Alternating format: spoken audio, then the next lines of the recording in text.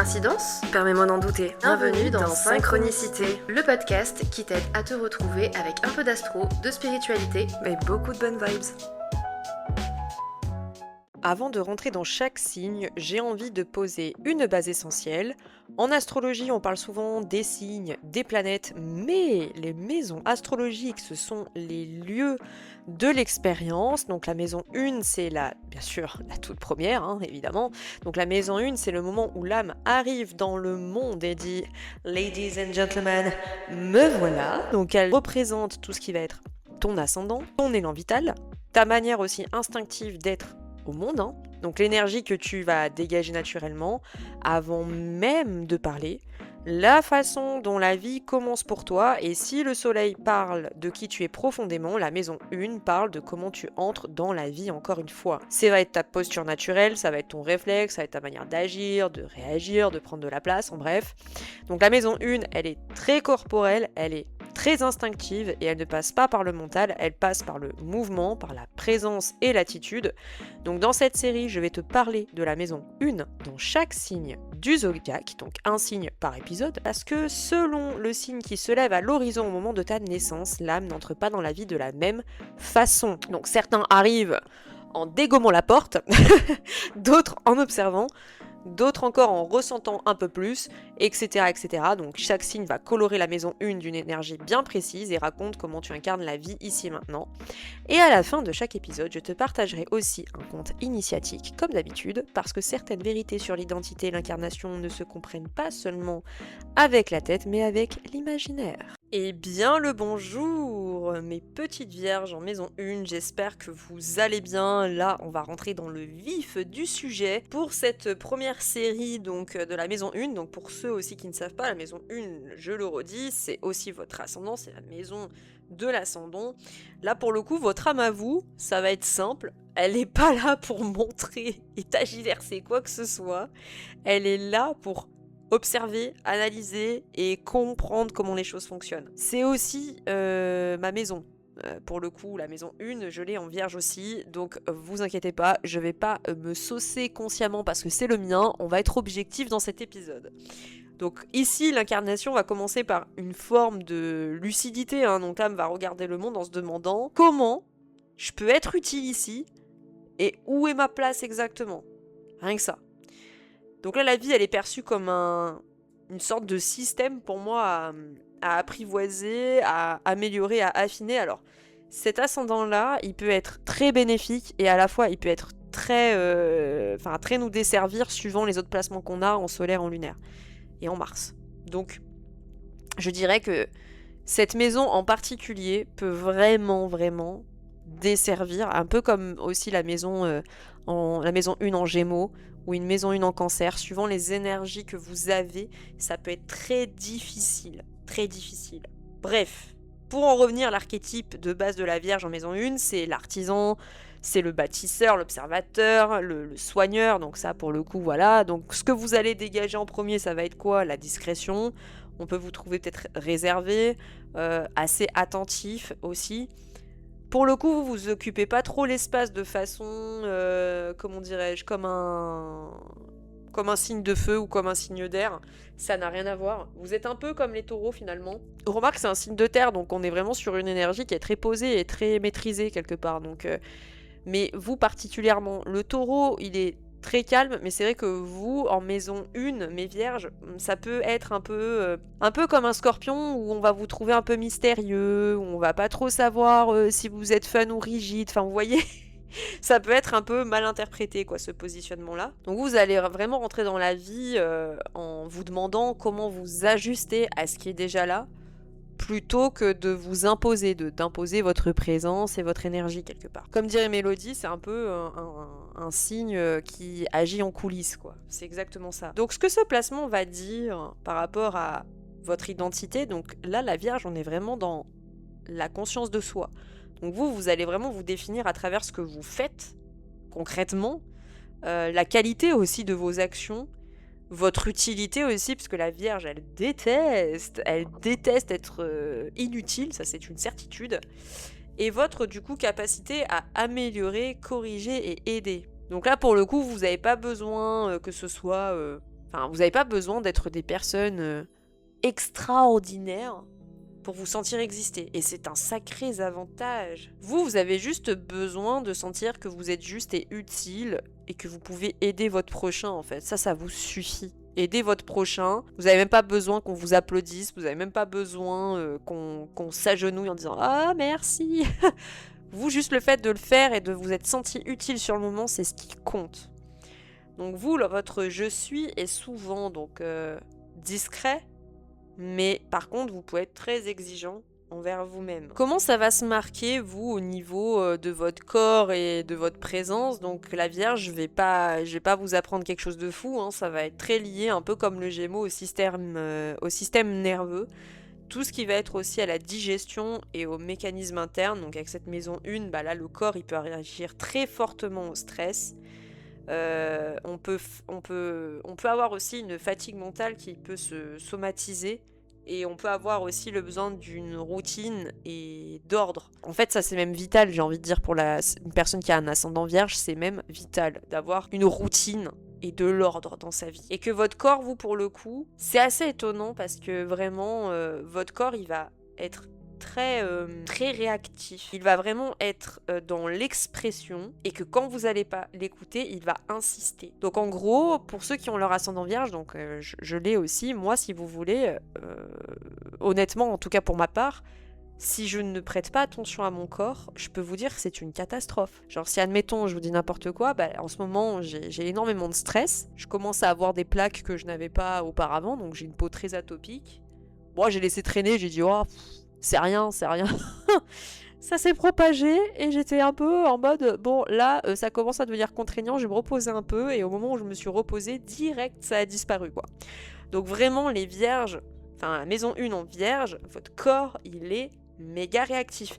Et même pour un signe vierge solaire en général, votre corps est assez réactif. Il somatise énormément. C'est l'un des signes, je pense, qui somatise le plus au niveau corporel. Donc pour en revenir, donc votre corps, il parle beaucoup, encore une fois, et que donc votre présence au monde, elle est parfois même souvent très réservée, mais extrêmement attentive, quoi.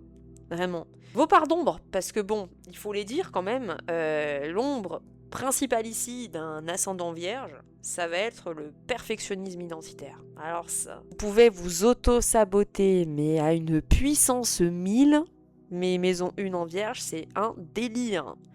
Vous allez être dans l'autocritique excessive, hein. Vous vraiment, vous faites pas de cadeaux. Vous avez toujours cette impression d'être jamais assez bien, de faire jamais assez, de ne pas faire ceci, cela. Si jamais vous procrastinez sur un truc, malheur. Vous remettez un truc à demain, malheur. Vous n'avez pas fait ce que vous vous étiez dit dans votre tête alors que c'est déjà très bien ce que vous avez fait, malheur. Vous avez peur de vous montrer aussi un peu imparfait et que vous avez peut-être aussi tendance à vous effacer derrière le service. Donc en gros, vous pouvez avoir l'impression que vous devez mériter votre droit d'exister. Comme si quelque part votre identité devait toujours être validée par l'utilité, quoi. Alors que pas du tout, c'est pas vrai. Vous pouvez très bien faire des choses et que vous n'avez pas forcément besoin de rendre des services, quoi. Vous pouvez très bien vivre avec. Donc le vrai défi du coup de votre maison 1, c'est de ne pas devenir compétent, ça vous l'êtes déjà. Ça va être de comprendre que vous n'avez pas besoin d'être parfait pour être légitime des choses. La Vierge doit apprendre que la valeur, elle n'est pas dans le contrôle, mais dans la présence sincère. Très important. Il peut y avoir des ascendants vierges ici qui peuvent, être hyper frustrés ou hyper offusqués si une personne traverse un moment difficile et qu'on ne demande pas de l'aide et qu'on ne demande pas conseil. Vous pouvez super mal le prendre. Ou alors, vous pouvez intervenir dans l'histoire de l'autre sans que la personne demande. Et ça, c'est très complexe. Je vais vous donner quelques tips, du coup, quelques clés quand même, mes petites vierges, pour un petit peu incarner au mieux votre maison 1. Déjà, il faut que vous appreniez impérativement à être indulgent avec vous-même. Il faut que vous parliez à vous-même comme si vous parliez à quelqu'un que vous aidez. Alors ça peut paraître teuteux comme ça, mais en vrai, moi j'ai commencé à l'appliquer, ça, c'est-à-dire d'être gentille envers moi-même, en me disant « Allez, tu te fais ça, si déjà tu fais ça, c'est bien, si tu fais mieux, enfin plus, c'est bien aussi, mais si tu le fais pas, c'est pas grave. On verra ça demain, il n'y a pas mort d'homme. » Mais je peux vous assurer que vraiment ça fonctionne. Alors pas tous les jours, pas tout le temps, mais ça fonctionne. Distinguez aussi votre utilité et valeur. Donc en gros, c'est que vous avez de la valeur même quand vous ne servez pas. Je ne le répéterai jamais assez, vous n'avez pas besoin de rendre des services tout le temps. Votre présence suffit des fois. Très important de prendre soin de votre corps, mais ascendant vierge, donc avec des routines qui vont pas être trop anxiogènes. Une bonne hygiène mentale et un repos régulier. Alors ça, waouh. Très chaud. Hein, voyez, je vous donne des conseils, mais vu que je l'ai en ascendant, je peux vous dire je fais moins la maline en mode faites ce que je dis, pas ce que je fais, mais je peux vous garantir que c'est très difficile quand on a un ascendant vierge de s'autoriser du repos, de s'autoriser aussi à lever le pied, parce que quand on a un truc en tête, moi des fois je vous dis, hein, je me lève, à peine j'ai les 2 pieds par terre, j'ai même pas mon café dans le gosier, je me dis ok, faut que je fasse ça, faut que je fasse ça, faut que je fasse ça, faut que je fasse ça. Bon alors d'autant plus que moi c'est un peu compliqué parce que j'ai été diagnostiquée TDAH, donc c'est très difficile, mais on va dire que déjà de base c'est très complexe, c'est-à-dire que votre corps vous le laissez même pas sortir de son état d'éveil que déjà vous êtes en train de penser à ce que vous devez faire. Donc ça vraiment faut que vous arrêtiez ça. Osez aussi l'imperfection, donc l'erreur n'annule pas votre identité, votre valeur, au contraire, des fois les erreurs. Là quand j'enregistre, il y a des fois je bégaye, il y a des fois je peux mélanger des mots, il y a des fois je peux dire des inepties parce que voilà je fais pas attention, bah je le laisse. Parce que pour moi ça me paraît authentique et ça permet que ce soit pas robot dans nos échanges. Donc vous voyez c'est un peu ça. Donc vraiment faut que vous vous disiez que l'erreur n'annule pas votre identité, votre valeur, pas du tout. Et d'ailleurs exprimez-vous aussi sans vous corriger en permanence, donc votre spontanéité. Par contre, quand cette maison 1 est bien intégrée et équilibrée, vous avez une présence qui est très apaisante, vous êtes quelqu'un qui est très fiable, très conscient et très précis, et vous avez une intelligence évidemment du détail au service du vivant, ça c'est votre atout majeur, mes maisons 1 en vierge. Et vous avez donc une capacité naturelle à guérir, à améliorer et à soutenir. On se rend pas compte, on critique beaucoup les vierges en disant ouais les vierges elles sont rigides, ouais les vierges c'est des bonnes comptables, c'est des bonnes PME, PMI, voilà, des bonnes dirigeantes de société. Enfin vraiment la vierge elle est caricaturée comme ça, alors que dans beaucoup de services justement psychologiques, émotionnels, dans le soin, les médecines alternatives et holistiques, vous retrouvez beaucoup de vierges ou de capricornes. Vous me croyez ou pas, mais vraiment, vous trouvez beaucoup de vierges et de capricornes dans ce genre d'environnement. Alors capricorne, il y a 2 types. Là, je vous fais une petite aparté. Le capricorne, c'est l'un des signes comme les verseaux et comme les... j'ai plus en tête. Les scorpions, vous n'en aurez jamais un pareil. Parce que c'est un mélange de 2 éléments et de 2 énergies. Donc vous pouvez autant avoir des capricornes qui sont au service du soin et de l'holistique que vous pouvez avoir des capricornes qui sont des chefs d'entreprise justement dans la politique et PME, PMI. Alors il est vrai que vous pourriez être étonné d'avoir des vierges qui sont dans tout ce qui est médecine alternative et holistique, mais vous pouvez aussi avoir des vierges, bien entendu, qui ne seront pas forcément dans ce truc PME, PMI, comptable et tout, mais qui peuvent être dans un truc de service comme la politique par exemple, ou les services publics. Donc vous voyez, c'est un peu ça. Le fait d'être utile et d'aider les autres. Ok, donc en gros, pour clôturer tout ça, donc vous devenez une personne qui rend le monde un peu plus juste par votre simple présence. En gros, quand c'est bien intégré. Du coup, je vous ai confectionné un petit compte initiatique. Vous savez que j'adore faire ça. Donc j'espère que vous êtes bien installés. Et puis c'est parti, on y va. Il était une fois une âme qui entra dans la vie avec une pierre brute entre les mains. Chaque jour, elle la polissait, la corrigeait, la lissait, cherchant la perfection. Mais plus elle la travaillait, plus la pierre perdait sa forme. Un jour, un ancien lui dit « Arrête, arrête tout, regarde-la ». L'âme s'arrêta et elle vit que les aspérités racontaient une histoire, que les défauts faisaient la beauté. Alors, elle posa la pierre et pour la première fois, elle se regarda elle-même sans vouloir se corriger. Donc vous l'auriez bien compris, si vous avez votre maison 1 en vierge, vous êtes venu apprendre à incarner avec conscience, encore une fois, à servir sans vous effacer, encore une fois, et à améliorer sans vous nier. que vous n'avez pas besoin d'être parfait pour être juste, que vous avez juste besoin d'être présent, sincère et vivant. Parce que ça c'est pareil, quand je dis la perfection, c'est pas une perfection où les vierges sont des êtres hyper obsessionnels du cadre, de l'ordre. Non, vous avez énormément de vierges qui sont bordéliques au possible. Mais il y a une quête de perfection pour le service.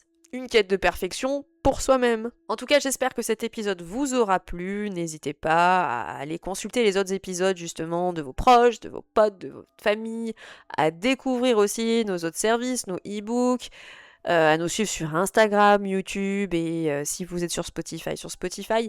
Je vous fais donc de gros bisous, prenez bien soin de vous et je vous dis à bientôt.